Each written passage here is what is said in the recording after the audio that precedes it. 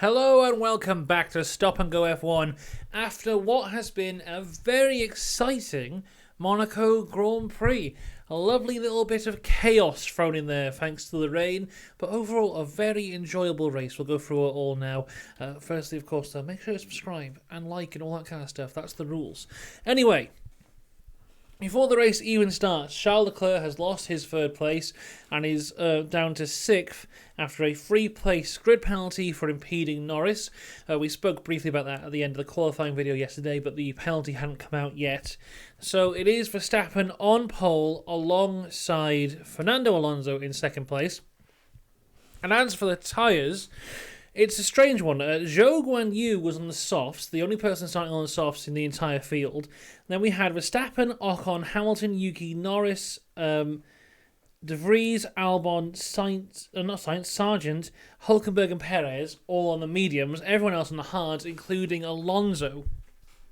And now, this did mean that Alonso did not get a good start away from the line as Verstappen did, but I think Aston's thoughts were maybe to make him go as long as they possibly could to try and catch the rain. We'll get that later on. But on the first lap, the main incident was Nico Hulkenberg doing an incredible dive bomb / lockup into the hairpin where he tapped the side of Logan Sargent. He carried on going, then went round the hairpin where there was just even more damage there. Stroll and Albon got involved as well. And after lap 1, Stroll, Hulkenberg, Perez, Zhou, Bottas and Sargent all pit.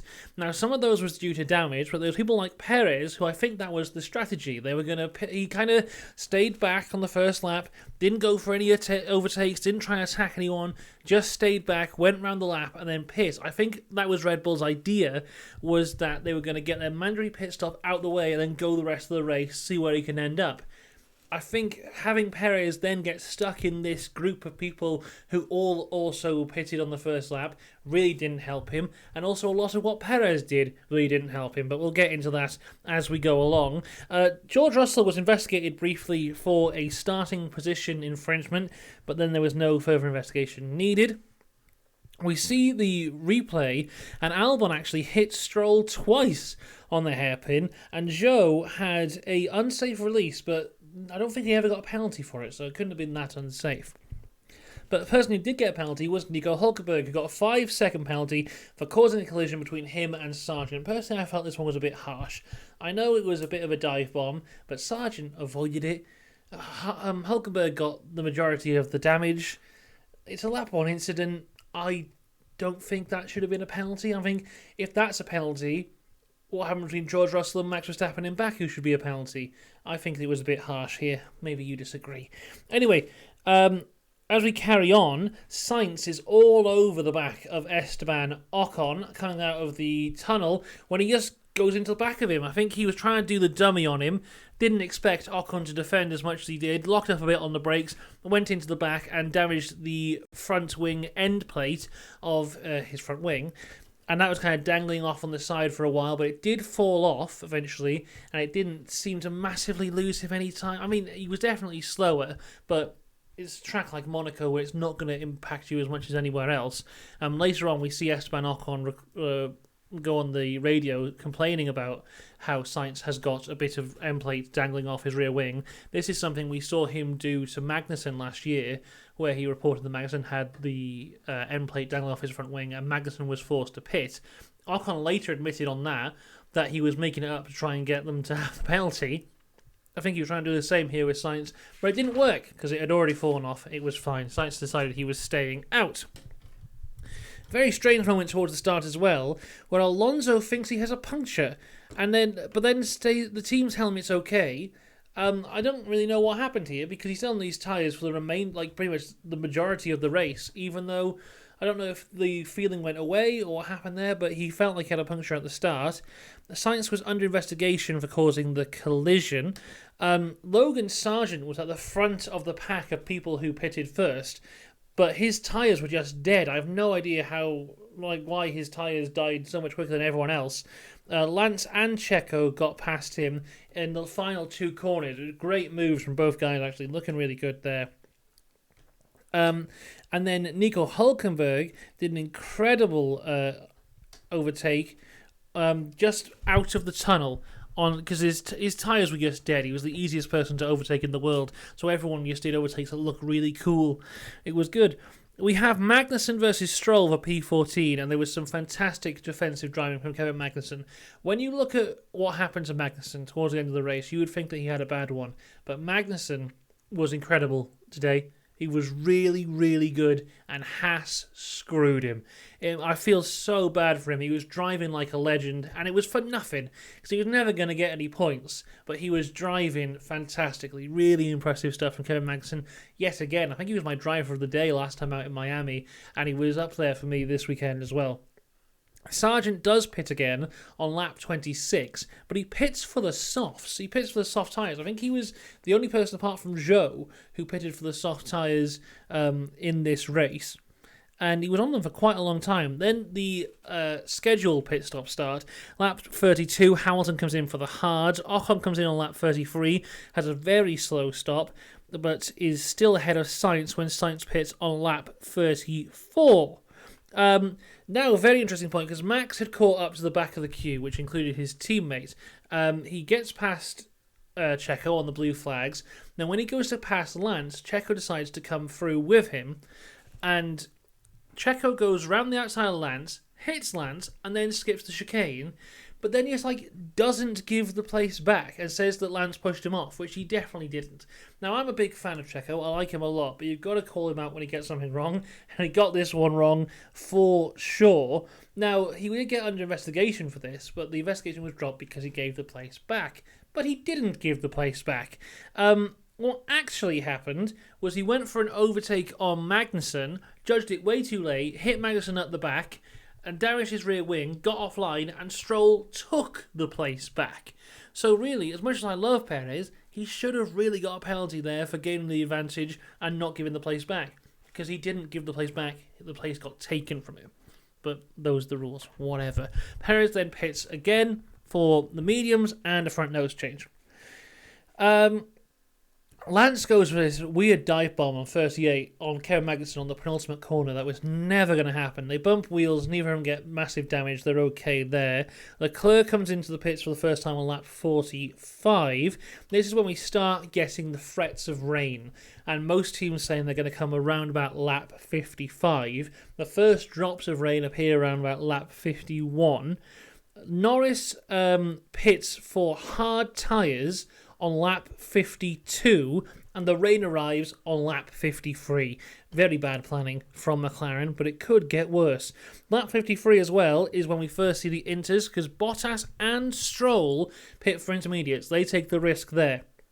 We get this incredible battle between Carlos and Ocon again for P4 around about this time. This is when Zhou and Albon pit for inters, and a lap later, lap 55, Alonso comes into the pits, but pits for the mediums. The rain is coming down so hard, Alonso has to make his first pit stop of the race. His teammate has just pitted for the inters, but he goes to the mediums. It was a bad choice from Aston. Russell and Ocon pits, they go for the inters. Sainz is out there on the mediums. He goes off into the Rosberg runoff area. Lap 55, Max Verstappen, the race leader, he comes in for the intermediate tyres. And on the same lap, Alonso has to pit again for the intermediate tyres, but manages to stay in second place because he had such a good gap. But after the gap, he would be around about 20 seconds behind Max. If Aston had made the call to go to the inters, he would have been on him. They would have been very close towards the end of the race. Do I think Alonso could have won? I don't know. He wouldn't have had track position, I don't think. I think Max would still be ahead, but it's the difference between finishing behind a guy and finishing 20 seconds behind a guy, and I don't understand Aston's decision there. In the long run, it loses them nothing, because they probably would have finished second, and they finished second. But in the short run, who knows what could have happened in those dying laps? It was absolute chaos. I don't know why they thought going for the dries in that situation was the right choice, especially with when their other driver came in 2 laps earlier. They thought the wets were the right decision. It was a mad one. By lap 56, everyone is on the inters apart from Kevin Magnussen, who is still on the hards. And you know, I'm going to sing Magnussen's praises here. Haas screwed him royally, but not only did he do some fantastic defensive driving against cars which are massively quicker than him. I know Monaco is very hard to pass, but he worked so hard to make sure that the Aston and the Red Bull didn't get past him at the start of the race. And then here, when he was just left out for just for death, he was just, go on Magnussen, we're going to forget about you. It's heavy rain, but you're going to go in the hards. He still didn't destroy the car. He got the car round. He was doing okay. Not great, but okay. Lance Stroll retires the car at lap 57. We're not really sure what happened here. We saw him kind of break his front wing, then hit the barrier. But later on, he was parked up in the Rosberg runoff area. Don't know what he was doing there, but yeah, he had retired the car. Magnussen does go in the wall, but gets it out again and manages to then pits for full wets, which I think was another wrong decision from Haas. The full wets weren't good enough at all to be competitive. Sargent was in the wall at some point but carried on. Perez pits again, lap 59, this time for full wets. Russell went into the Rosberg runoff area, then reversed back onto the track, but didn't really look around what was happening. Perez hit him. Both guys are okay, but Russell did receive a 5-second penalty for the unsafe rejoin.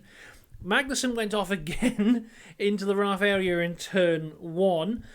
Nico Hülkenberg then pits for the full wets as well on lap 61, which is the wrong decision because the full wets are useless.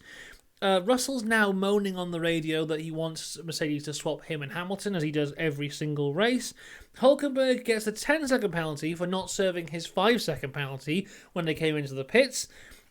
Then Yuki is getting pressure on him from both McLaren lads, and they both managed to pass him. Yuki went from like 9th to about 16th in about 5 laps. He really was struggling with the brakes, and he does go deep into the hairpin on lap 69. On lap 73, Perez pits for the final time, this time back onto the Inters again. I'm going to try and find out if are the results up yet. Yes, they are. How many times did Sergio Perez pit? 5 pit stops he made. As I said at the start of the video, I think Red Bull's strategy was for him to pit on lap 1 and never pit again. He pit 5 times. The person with the second most amount of pit stops was 3. That was for Logan, Sargent, and for Hülkenberg. Awful, awful, awful weekend for Perez, and he's got no one to blame for himself, unfortunately. Kevin Magnussen would retire the car on lap 79. He really wasn't going anywhere, and after going off at Sandevort, it just was hopeless for him. And that brings us to the checkered flag. After a very enjoyable race here in Monaco, Max Verstappen wins. I think this was his 36th win, which makes him Red Bull's most successful driver ever in terms of wins. Fernando Alonso comes home in 2nd place, which is the equal best position Aston have ever had. And then, shock of all shocks, Esteban Ocon completes the podium in 3rd place. I think last year we had Norris was the one guy who, outside the top teams, who got the podium. I think it may be Ocon this year. Unless something mad happens again. Hamilton was in 4th, Russell 5th, Leclerc 6th, Gasly 7th, Sainz was in 8th, it was Norris 9th, then Piastri in 10th to bring home a double points finish for the McLaren boys. They should be very happy with that there. Very enjoyable race. I liked it a lot. In terms of driver of the day, you could pick any of the top 3. I think Ocon got it in the end, and I don't see anything wrong with that. I think if driver of the day went to any of the top 3 lads, I think that would be fair. They all deserve it. They're really good stuff. In terms of my predictions, I got them both massively wrong. I said that Sainz would beat Leclerc. At one point, that looked very strong to be the truth. Sainz really should have been 3rd this weekend, but he threw it away. My other prediction was that this would be Mercedes' worst weekend of the season. And it really wasn't. 4th and 5th for them, very good results. They benefited from Ferrari shooting themselves in the foot yet again, but here we are. Good weekend overall. So that is it. That is the Monaco Grand Prix. We'll be back here tomorrow for the driver ratings, rating every driver a score between 0 and 10. And I think there'll be some 10s in there, and there may even be some 0s. We'll have to wait and see. And then we'll be back next weekend for the Formula 1, for the Formula 2, and for the Formula 3 at Spain, which should be very fun. Now, Fernando Alonso going back to Spain with a car that is competitive, and that awful chicane is gone. All that and more coming up in the next week here on Stop and Go F1. So make sure you subscribe. We'll have lots of fun. I'll see you then. Goodbye.